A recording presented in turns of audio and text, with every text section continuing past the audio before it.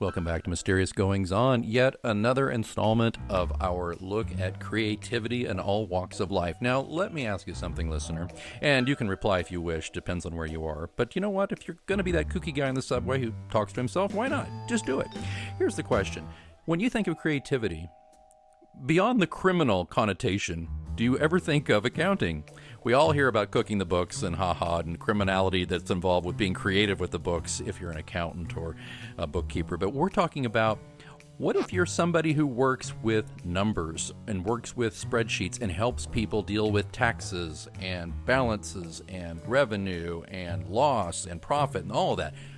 Is there room for creativity in that area of professionalism and daily life? Well, we're going to find out. Today, we're welcoming back a very special guest. He's really never been on the show before, but he's been my buddy forever. And we used to do a podcast together way, way back when, for a few years. And we haven't done a show of any kind together since we quit that show. So this is a reunion of sorts. So you'll pardon us if we lapse into inside jokes occasionally. We'll try not to. We don't want to leave you all out. But I want to welcome to the show my good friend, Mike Hulsey. Mike, welcome to Mysterious Goings On.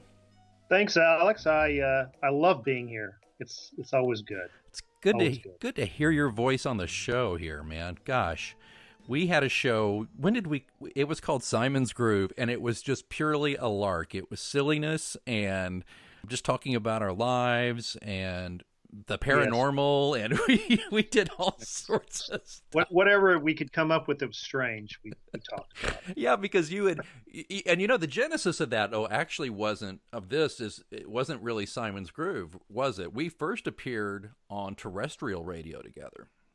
That's correct. What station was it, buddy? WKY? No, it was not. Was it WKY? WKY AM, Oklahoma City, the oldest radio station west of the Mississippi. Yes. For about a year. Wonder if it still exists. I don't know. I think it still does. It's the format, God knows. But we would, every Sunday for 3 hours, we had a call-in show. And Mike at first just kind of was the guy, he would kind of jump in here and there. And then it became kind of color. He was color commentator, exactly. I was kind of carrying this load and interviewing people, but Mike would jump in. But then it became more and more like, well, part of the problem being that nobody called into the show. I was always so thankful when you showed up. He would basically show up with a cup of coffee and the Sunday paper, and if he saw something in the paper, he would interject about that, or if we had an issue or a question. So anyway, but Mike, it's the weirder thing I could find in the paper, the better. Well, it's really good to have you back. And I think even you were a little taken aback when I contacted you and said, hey, man, listen, you've had a really creative career, and I'd really like to talk about it. I don't mean just the accounting part of it, but would you mind just giving me a little Cliff's Notes on what you've done? I mean, starting all the way back. Oh, well, Alex, I tell everybody I am the proverbial jack of all trades, master of none. Well, let's hear about it, Jack. Let's go. Well, one of my stories, and I was relating this to a class of seniors the other day when they asked me to teach an accounting class, and I said this all started as an accountant back when I was in the Boy Scouts at age 11, 12, somewhere in there, and they voted me as the treasurer, and I went fighting that. Didn't really want to, but ever since then, I've been the treasurer at every single group I've ever belonged to, and it just stuck. So I finally gave up and went back to college after getting degrees in political science and public relations, dual degrees. I went back and just got enough accounting to sit for the CPA exam because it just kept following me. So I gave up and finally gave in and became an accountant. Well, but you were in high school. You were also in a pretty successful little local band. Were you the treasurer or the accountant for the band as well? I was the treasurer of the band. Absolutely, I was. Yes, I was responsible for getting the money and putting it in the bank and distributing it out. So it's Mike Hulsey on bass or whatever you played, or was it rhythm guitar or bass or whatever? And there you go again.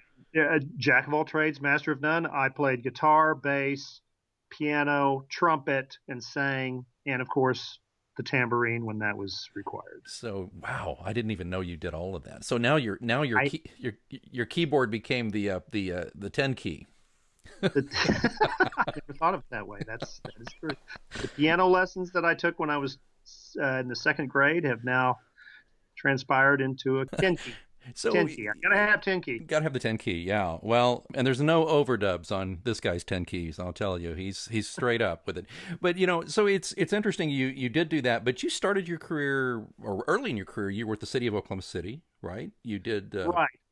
Well, my first job out of college was a political campaign manager.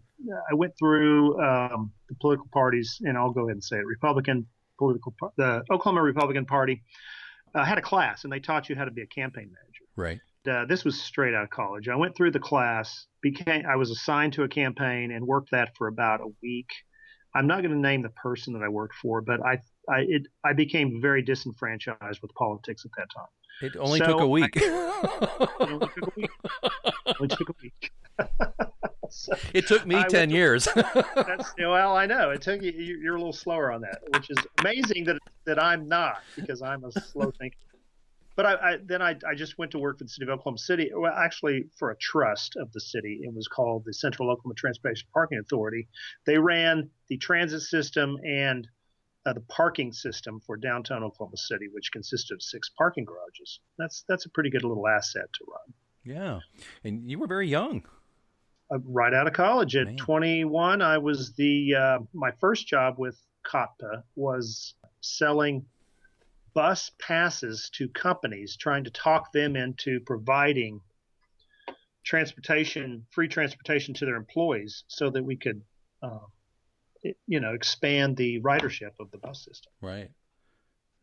That came from my public relations degree. That's kind of how I got into that. Joan Lockwood, she was the marketing director for the transit system. She was the first person to ever hire me out of the gate, which I'm still friends with her today, because I've always kind of respected that she hired me. I get it. I'm still pretty tight with one of my first bosses. He was a mentor for many years, but it's important to do those things. So you worked through that, and then eventually, though, like you said, you kept kind of finding yourself in a role where you watching the books and mining the books for companies, and you got your CPA, and you did those things. So what kind of CPA work did you do? What type of clients, perhaps, is the best question for a few years? Right out of the gate, and I was still working for the Transit Authority. I was the parking director for quite a while, and my first job there, as I was hired, is to replace the outgoing parking director who was retiring. My first job was to eliminate a contractor that was providing services to the city parking garages, and we felt that they were mishandling funds. So we just created a new contract and got them out. That was kind of my accounting thing with that. While I was there, I decided that I needed a career change. I didn't want to be in city government all my life. So I outlined a kind of a career path to go into accounting and specialize in healthcare. So I worked downtown, and at lunchtime, I would go over to the Oklahoma Health Science Center, which is 1 mile away, sit in the library there and study every kind of administrative or financial management book I could find, or magazine or publication. Keep in mind, this is back before the internet. So you had to go to the library back then. And I would just sit there at lunch and study anything I could find in that library about financial management of healthcare organizations. I also studied for the accounting. I was taking night school at the local college here, UCO, to become a CPA. And I sat for the exam and passed that eventually after 3 tries. Oh, wow. And just immediately found a job with a upstart clinic to run the clinic. So that's kind of how I got started in that whole process of that career change. Yeah, and it's interesting. I worked at OUHSC years later, of course, and I would go to the library and find a study carrel and sleep over my lunch hour.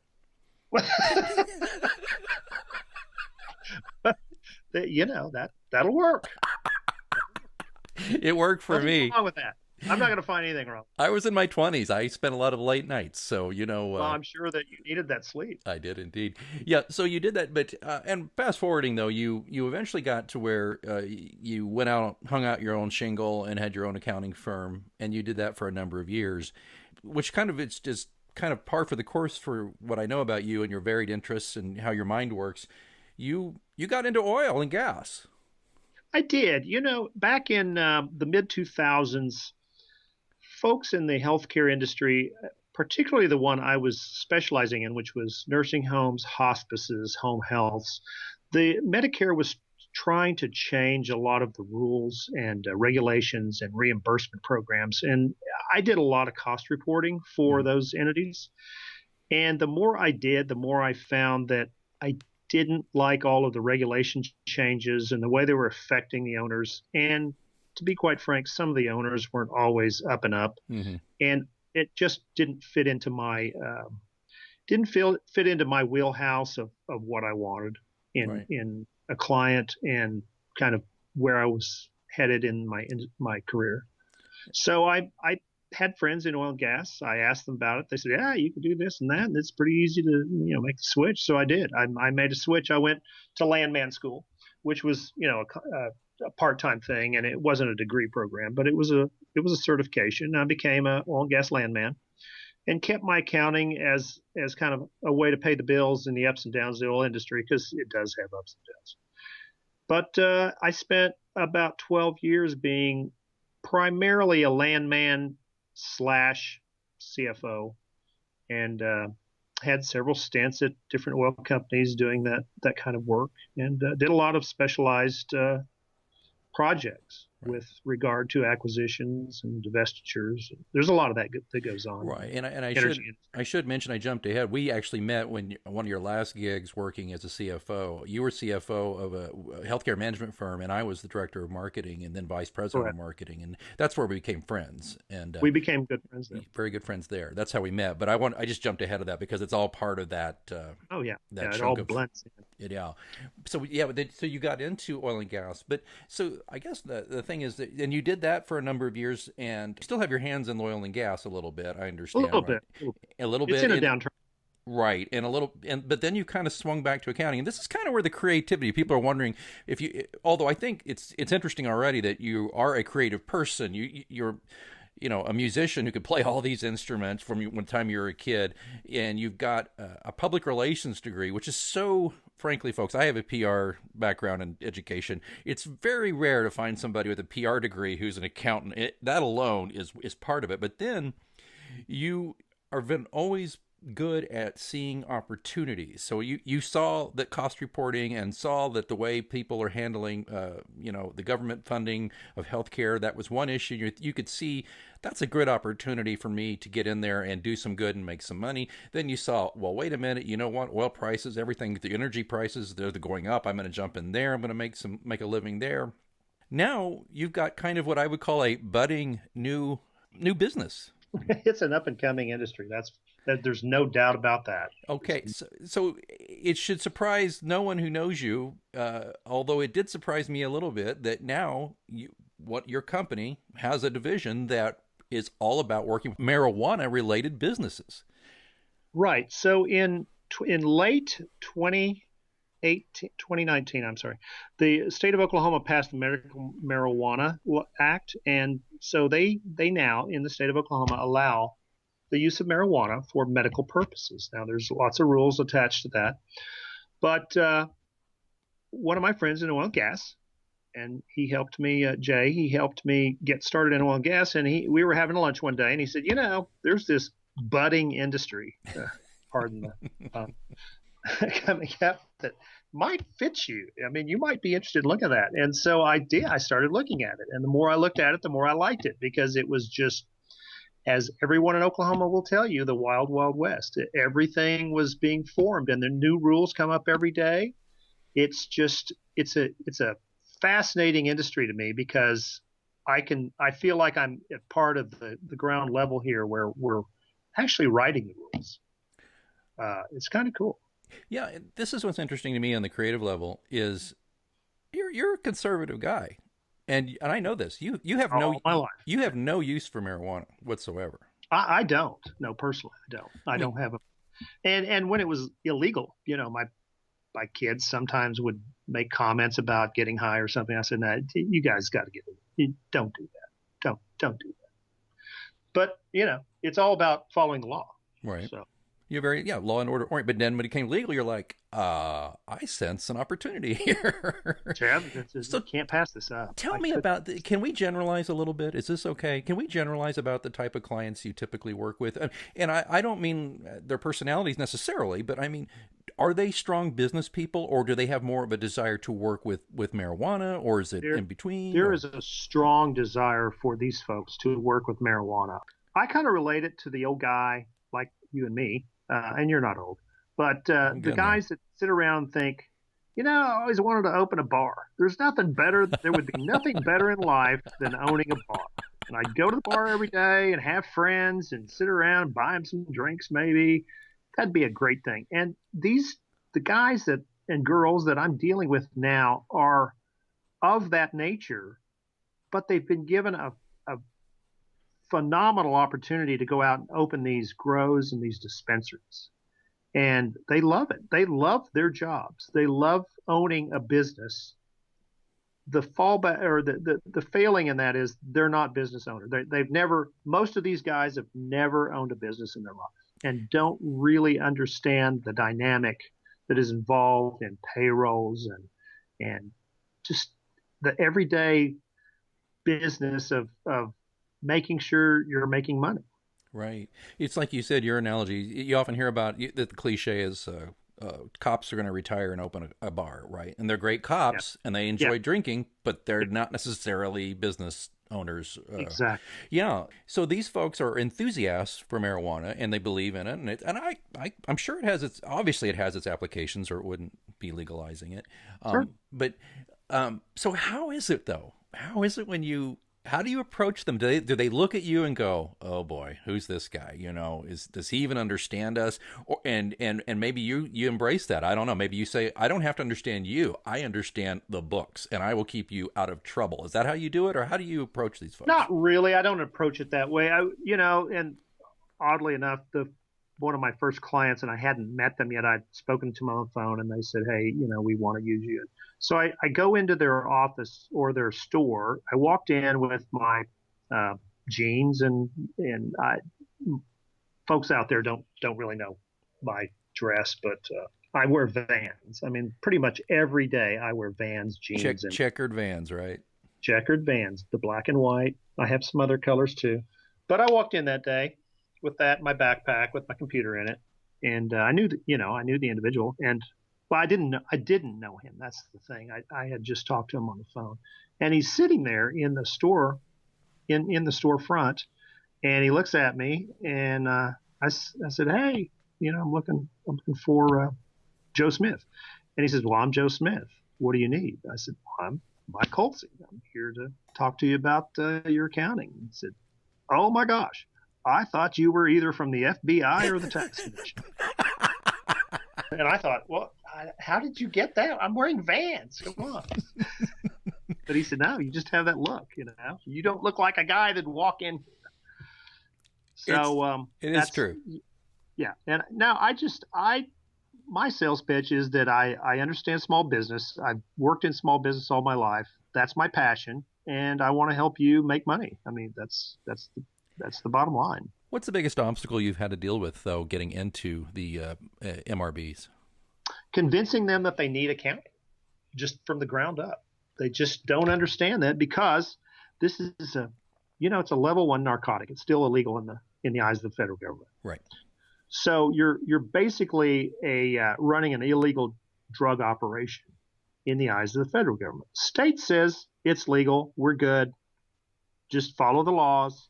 And we love you because you contribute to the economy. But convincing them, because it's a cash only business, it's very hard to bank in this business. So everyone basically is keeping cash in their safes. Oh.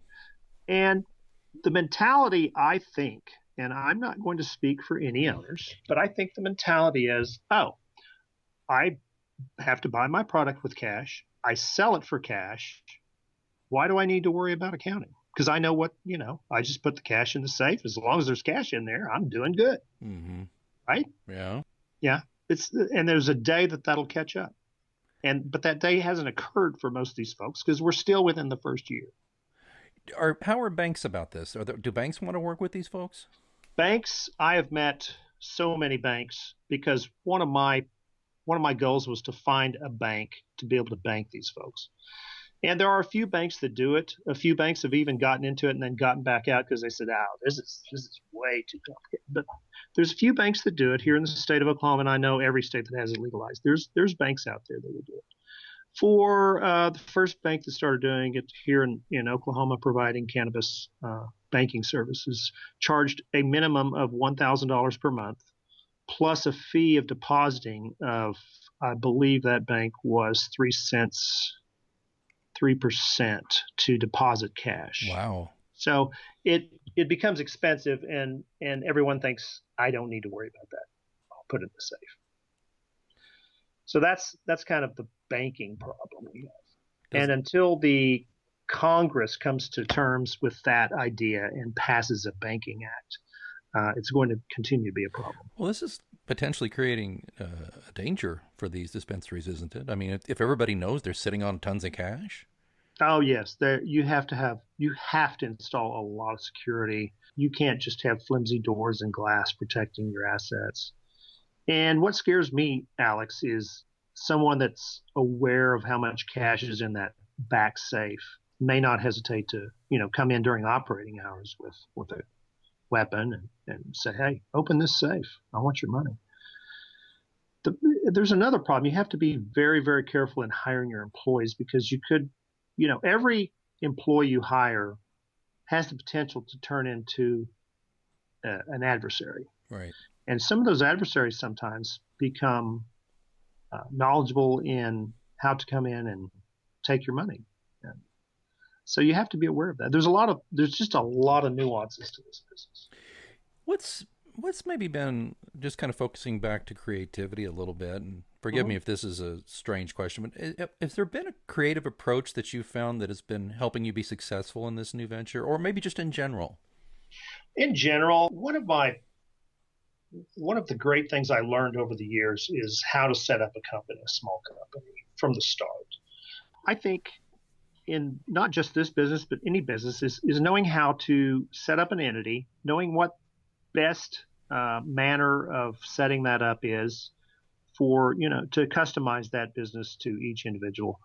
And you get, there's a lot of independent contractors in there or people in business for themselves, artists, writers, whatever, that they don't have employees and they feel like they need to have some type of established business structure. That's kind of where the creativity comes in, is understanding what type of business structure you need at the time, what your overall goals are, where you want to go, so that you're prepared to either establish your business from the outset to take on that growth, or structure it to where it can be changed to reflect the changes that you make over the years. Well, that kind of leads me into, if you don't mind, can I get some free advice from you? Is that okay? I love free advice. Okay. I tell everybody, I do a lot of cold calling in the dispensaries. I tell everyone, hey, whether you use me or not, here's my phone number, here's my website. Contact me anytime you have. It's true on the website. You got this. Just ask Mike if you're stuck. And I'm like, well, what do you charge for that? And you go, well, sometimes nothing, because sometimes it's just a quick call and somebody's panicking about something and you just want to help them. And of course, you're very karmic about that. You don't call it karma, but you believe, maybe if I help people out a little bit now down the road, they'll call me back. Sure. Nothing wrong with that. And by the way, you run a great blog at Trax. It's Trax, TRAXCFO.com, and there's a great blog where you have a lot of free tips that you offer every week. It's the news blog on there, and we'll put a link in the show notes on that. But let me ask you a question. Since Mysterious Goings On, we have a lot of listeners who are in that vein that you already brought up. Writers and photographers, and maybe just in general freelance type folks, or people who maybe have a day job but are trying to have a side hustle that is creative. Right. What do you tell them to do? Is there, and I understand you're not giving legal advice, but is there general advice you throw out there about, how to set yourself up if you're a freelance writer or a freelance photographer or a graphic artist or something like that? What do you normally tell people like that? Certainly. And that's a great question because, again, I look at their overall goal. What do you want to do? Is this what you want to do and just keep this on, just get it to the point where you don't have to work your day job, but that's all you're doing is working, by yourself as a freelancer. And if that's the case, then yeah, I'll say, look, you don't really have to do anything. You consider yourself in business, have a name, and you're going to tax wise. And I'm not giving legal advice. I'm giving advice from the accounting standpoint of organization. And that what I say is don't spend a lot of money. Don't go to a lawyer and spend thousands of dollars trying to incorporate all that because you don't need to. The structure in the United States is set up to where you can go into business for yourself just right off the bat, and you don't have to do anything really. I do recommend an accountant for the end of the year stuff for the solopreneur is kind of how I talk, but because there are a lot of things in there involved which you need to be aware of as far as business expenses, revenues, how you file, things like that. TurboTax is a great software, especially if you're only a W-2 employee, but it's a little more complicated when you're doing your own business. And even though you don't have a corporation or you don't worry about, having a partnership or an S corp, you still need some help in just identifying what those tax regulations are that are governing your business. So you don't need an LLC necessarily? You don't necessarily need an LLC. Well, and I imagine on your blog, if you don't now, you'll eventually have some tips for people who are maybe in that boat on how to maybe a checklist or something on how to get started. Yeah, that's a great idea. Let's take it back to the dispensary owners. You may have already answered this, but the biggest trap for them seems to be they've got a lot of cash lying around. But is it also just they don't fully understand how to track expenses and pay their taxes in the right way or on time? They do not. The business of a dispensary or a medical marijuana business is vastly different when you talk about filing your income taxes and keeping financial records. Right. And that is because, again, it's federally illegal. Therefore, the IRS does not recognize you as having a valid business. Therefore, there are no business expenses per se allowed in these businesses. You have to be cognizant of that when you're making your money, and the money that's in the safe is not necessarily yours. It may belong to the government. And in some instances, the tax rate is so horrible for some of these businesses that they owe more money than they have. Oh, geez. Do you think there'll be a winnowing out of a lot of dispensaries over the years? Oh, absolutely. Especially in Oklahoma, where it's easy to get into the business, and they made that intentional. And oh yeah, there will be a lot of businesses that are shutting down over the next few years in Oklahoma. Right. Yeah, it just seems like you can't swing a dead cat without hitting a dispensary in Oklahoma these days. Not in this area. If I could get 100% compliance, with obtaining clients, I wouldn't have to leave more than a square mile around my office because there's plenty of business right here. That's crazy. I had no idea. Of course, I lived in Oklahoma for 35 years. I haven't lived there in a long time. When I do visit, I just often don't recognize things. It's so radically different in the years since I left in 2003. Oklahoma's been a big surprise in the medical marijuana business because it is so conservative. It has floored all of the predictions. Yeah. One last thing I wanted to get into, and then at the end I thought we'd do a little lightning round, maybe some tips though. But what reinvigorates you personally? What helps you get through this? Because I know, come on, man, and I'll make an assumption, but I'm your buddy. I know these things. I know occasionally, doing people's taxes and keeping the books. You're good at it, and it's a service you believe in. But come on, what do you do though what do you do? What does Mike do to reinvigorate himself? What outlets do you have just as a human being that keep you going? As a human being,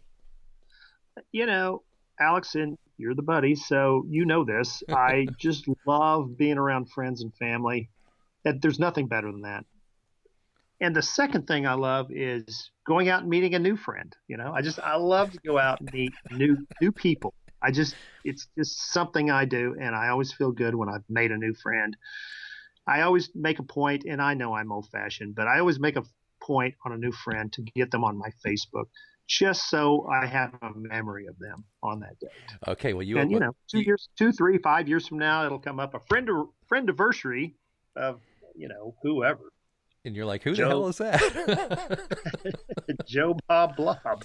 And I'm going, where did I? Oh yeah, I remember that. It's true. Yeah, Yeah, It's and good. I've hung out with you so many times where I'm kind of an introverted extrovert. When I need to be an extrovert, I'm just fine at it. But when you sit down, especially on a bar stool, and I'm not, just having a quick drink or we're together, you've got to survey the room and meet people and start a conversation, and it's great. It's great. In fact, it's been said that a character in my series is partially inspired by you, and I'll let people guess who it might be. But this character that he's partially inspired is very gregarious and interesting, and has multi. He's a kind of a polymath, and he also named his boat after a tax instrument. So we'll just leave that That there. doesn't exist anymore. Which That doesn't. tax instrument is gone. Is that gone? Is that Yeah, right? There's yeah. not one of those anymore. There's not one of those. Holy Not cow! after. See, that shows. See, it's a good thing I got you to advise me. Um, that, and I also know you're a fairly voracious reader. I try. You love history. I love history and biographies because there's no better way to live in the future than reading that and involving yourself in the past. Yeah, and it also makes you really great on the conversational side because you've got all these anecdotes that you can pull back from what you've read, and you Yeah. and I've had many fascinating discussions and about all this stuff, and Uh-huh. Yeah. it's pretty Yeah. great. Well, hey, I wanted to just quickly, if it's okay, lightning round here. Uh, Sure. let's give some Let's do advice to let's give some solid advice here. Let's just say one more time, and you may have already kind of touched on this, but can you give us like is there a mini checklist? If you're, let's say these are freelancers, let's just call them freelancers. They're writers, photographers, anybody who's listening to this show who is creative and would like to maybe try to make a little side hustle on their that. creative stuff. What's the checklist? I mean, you already kind of said don't worry about anything, but I mean, you got to worry about a few things, right? Oh yeah. Yeah. Oh, absolutely. That was simplified. First thing, if you're going to have a business, recognize the fact that you're going to have a business. That's the first thing. Don't just say, I'll go out and write this thing and see if I can sell it. Just commit yourself to it, whether it be an hour or an hour a week, whatever it's going to be. It doesn't matter, but commit yourself to that business. Have a name, whatever that name is, to identify that business, so it's singled out and separate from your person that goes to bars and makes friends. And then, second thing, once you get that name, go get yourself a bank account. Now, the bank account doesn't have to be in that name because then you've got to go form a name with the county or with the state. But go get yourself a bank account that's at least separate, can be in your own name, but that you use only for that business. And that's, to me, the most important starting point for any business. Doesn't matter how small. Keep everything separate in that account. That way, at the end of the year, your financials are done. All you have bank account statements, and that tells you exactly what you need to know. Yeah, and there's a threshold where and with the federal government at least, where you go from being a hobbyist to an actual growing concern. Sure, 3 years of losses. Three is that That's well? exactly right. Well, I've been in The, the, business for the a long time. IRS will give you 3 years of losses before you need to turn a profit, and at that point they'll consider it, or can consider it, a hobby, because you can't take a loss forever against your other income. Yeah, because if that was the case, people would just take losses on a bunch of stuff just for a Huh? tax shelter or And whatever try. you call it, right? Okay. So you're saying, yeah. So even just a simple checking account or a cheap checking account, I guess, or I Yeah, don't, yeah. There's lots of free check accounts out there. just get one of those. And you're saying, let's say it's an author. Let's say they're self-publishing. Mm-hmm. Make sure that all of your royalties you get from Kindle, let's say, which you get on you accrue on a monthly basis, they go right in there. Right. So there's your profits. Yep. But also you put all of your expenses, like if you do marketing expenses or you pay a book cover artist or a editor, that all goes in the mix, right? But you're saying Sure. you got your books there, right there, with just by You're done. running it all through there. That's a great If, tip. if I wish you I thought of that. stayed with it and used that exclusively for your business, don't mix it with your personal income. I like that a lot. What do you tell people who are not in business necessarily, who do their own taxes? Are you fine with that? I'm great with that. I think, and it's getting even better every year. There's more and more access to the IRS to file free. I encourage that. And we'll go back to the W-2 employee. If you're an employee and you have a W-2 and that's what you have, you and your wife, your spouse, do the online stuff because it's there for you. It takes you through the process and it's done. You can do it virtually free. If you have a little more stuff that you worry about that the online thing doesn't quite take, go buy yourself the cheap version of TurboTax or whatever version that will help you get through. You might have a rental house, or you might have some oil royalties, or you might have some stocks. So get the TurboTax that helps you with those things, and it'll take you through those things. Yeah. Save yourself the money, because I can't do a tax return for less than about $1,000. So, you need to get to the point where that's worth it. To go hire an accountant. And I always encourage folks when they make that step to go hire professional help. Yeah. And let that speak for itself. Well, you helped me set up. You helped me set up my S Corp for my company, my PR company. Yes, we did. We had a meeting for that, and I remember that meeting. I do too. I did too. That was a partial write-off. But then after 10 years in business, I've decided to just take it down to not being an agency and be more of a consultant. So I'm going to probably dismantle my S Corp, because that S Corp does create kind of a tax headache for me, and I have to hire an accountant who knows how to deal with an S Corp. And everybody's listening going, well, why don't you just hire Mike? But and don't worry, Mike helps me just fine. But I have an accountant here in town who I can go see, because Mike lives in Oklahoma, so it's a little different. But I'm going to kind of pare that down, I guess, over the next year or so. So I'm not having to be so complex with my taxes, particularly if it's basically just going to be me. And then if I need help, I'll hire a subcontractor. And is that right? In light of your goals, that seems to work, I think. Well, when I had staff and I was paying out a payroll and all that stuff, it's way, way more important to have an S Corp and be that, because it protects you and all that. Once you hire employees, you need to be incorporated at some level. Yeah, and when you say hire employees, you mean people who are on a payroll. It's not the same as hiring like a contractor who does book editing or something. There's 10 rules to that, so you need to be aware of that when you're employing a contractor. Make sure you understand the 10 rules that make a contractor compliant versus an employee. Very important. Where are these 10 rules? Come back to haunt you. Right off the top of my head, I don't know, but I can tell you basically what it is if you direct that person's hours, if you direct that person's job, if you have to train that person for the job, if you require them to be on site, those are the basics that you need to be aware of. We have that on our website. I was going to say, is that on your website? Is that on trackscfo.com? Is it on the news blog? I think we posted one a while back. Okay. All right. Well, I will check that, and we'll put a link in the show notes. Mike, anything else you wanted to say while we had it? By the way, it's just great catching up, and I wanted to let the cat out of the bag and say that I've missed the weirdness, and anybody who listened way back when, in fact, hey, Mike, we had another Mike on the show last week, Mike Brown, who was a fan of Simon's Groove, our old show, and he had asked me if we're going to ever do anything again, and I think you and I've talked, and I'm extending the invitation to. I'm into it. Man. Would you like to? Me, I'm into the weirdness. Well, do you want to come back periodically? I'm not saying every episode, but periodically come back and bring with me what you used to do on the show, which is bring the weirdness, bring a weird topic, and we'll discuss it. And yes, let's do some mysterious things. Yeah, because mysterious goings on has not been terribly mysterious lately. It's been more like creative goings on, and that's nothing wrong with that. But there should be some mysteriousness. There should definitely be. So we're going to have that back. But anything else you wanted to add while we've got you here that you wanted to say about the topic, or just in general?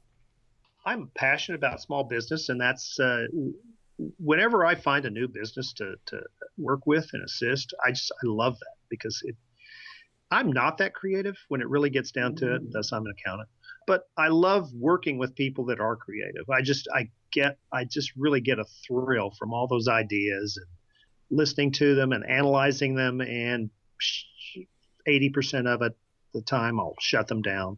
But it's true. I had a friend, and we had a mutual friend, Mr. Ox. Yep. And he would come up with about 5 new ideas every day, and we'd sit at a local hangout and talk about his ideas. And every day I just had this. I just reel off reasons that won't work. That one, no, that won't. Ox, that you can't do that. Well, Ox, that's entirely impossible. One day he shot some idea off to me. I said, man, I really like that idea. That we need to work on that. He says, oh my gosh, I can't believe it. This is going to be great. He was just so ecstatic that he finally had something that I would agree to. But yeah, that's I'm not that creative, so I love the creativity in other people. Oh, That's I wouldn't. Don't sell yourself too short. But I think every creative person needs somebody who, this is not throwing cold buckets of water on it, but you need somebody who can put, kind of bring you back down to earth a little bit and say, listen, I think you got a spark here, but it's not actionable in the real world, perhaps. correct. Let's massage this, or nice try. Because as we had Mike Brown on last week talking about brain zooming, his concept about how people brainstorm, you don't want to shut down ideas. Let me finish that, because you said you shut them down. You don't shut them down, because here's the thing: you didn't just dismiss them out of hand. You would listen and engage, and that helped him eventually come up with a good idea. Absolutely, Yeah. that's right. Well, you got to understand. Okay, that won't work. Why? Well, because of this, and this. Yeah, I think we all need that. How many times have I been stuck, by the way? Not a lot, but there's been a few times I've gotten a hold of you about my books, a couple of books, and I said, geez, I'm here. This is happening. I don't know what to do. And you have just had the clarity to say, well, have you thought of this? And a couple of times I used those. It's been very helpful. So folks, if you're a creative person, find somebody who appreciates creativity, who, by the way, he's creative too, but for the point of this conversation, who appreciates creativity and supports it, but also can help you kind of, stay down to earth a little bit so you can get things done. And I think that's one of the things that Mike offers. Mike, how do people get a hold of you? Where do they go? How do you like to be contacted? TrackCFO.com is the best way, the website. My email is on there, and there's a link on there to contact us. Yeah. Of course, my phone number is available too, 405-535-6038. I'll tell that to the world. And I tell every one of my new clients, say, look, don't hesitate to call me. Well, keep it before 10 p.m., but any day. And the dispensaries here in Oklahoma, they're open 7 days a week. So I said, look, if you have a problem on a Sunday evening, give me a call. Don't wait. Right. Let's figure it out right then. Don't suffer in silence. Now, of course, you're not doing dispensary work in any other state but Oklahoma right now, right? That is correct. That is correct. So if you're out of Oklahoma, Mike can generally give you some general advice, maybe do some consulting with you, but actual direct services, it's Oklahoma, right?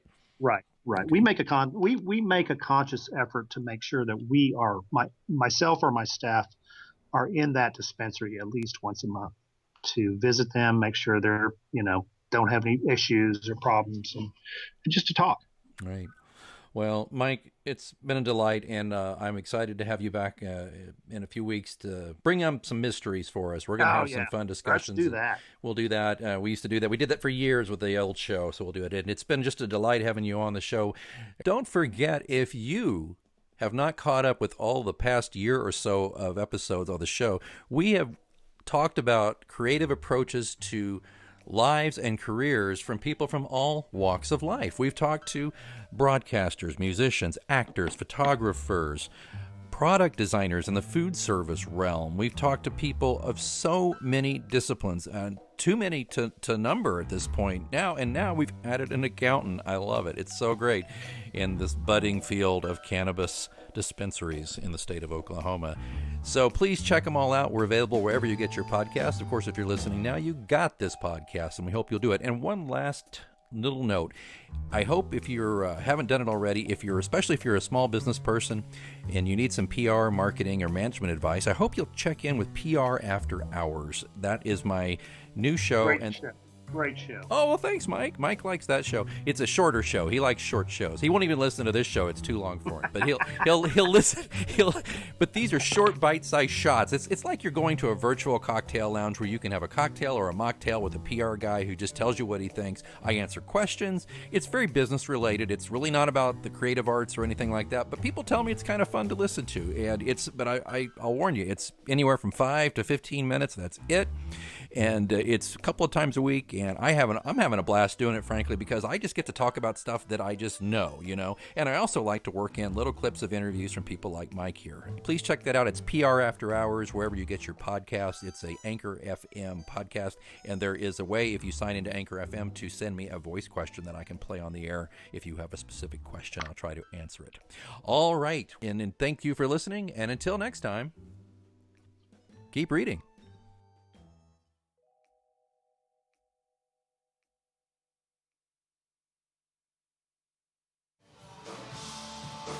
Hey, Mysterious Going On fans!